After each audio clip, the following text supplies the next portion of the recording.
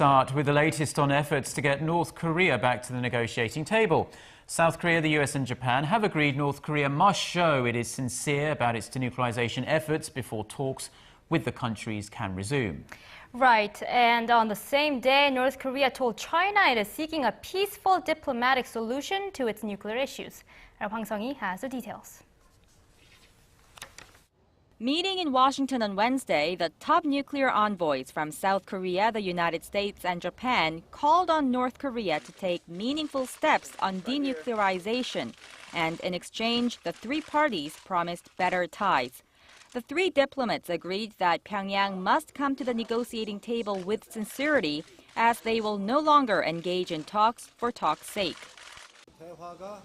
Denuclearization talks will be impossible once it becomes clear that dialogue cannot bring actual progress, and that will produce a grave situation where we can no longer pursue denuclearization through dialogue.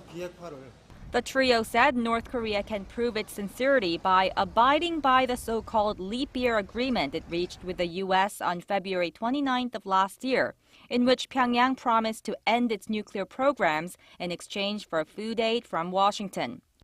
The agreement quickly collapsed after the North launched a long-range rocket just months later. We think North Korea's obligations this time should be stronger than those outlined in the agreement it reached on February 29th of last year. Wednesday's trilateral agreement was reached as North Korean Vice Foreign Minister Kim Kye-gwan was telling his Chinese counterpart in Beijing that Pyongyang wants to resolve its nuclear issues through dialogue. China said it welcomed the North's peaceful gesture and expressed high hopes for a quick resumption of the stalled six-party talks.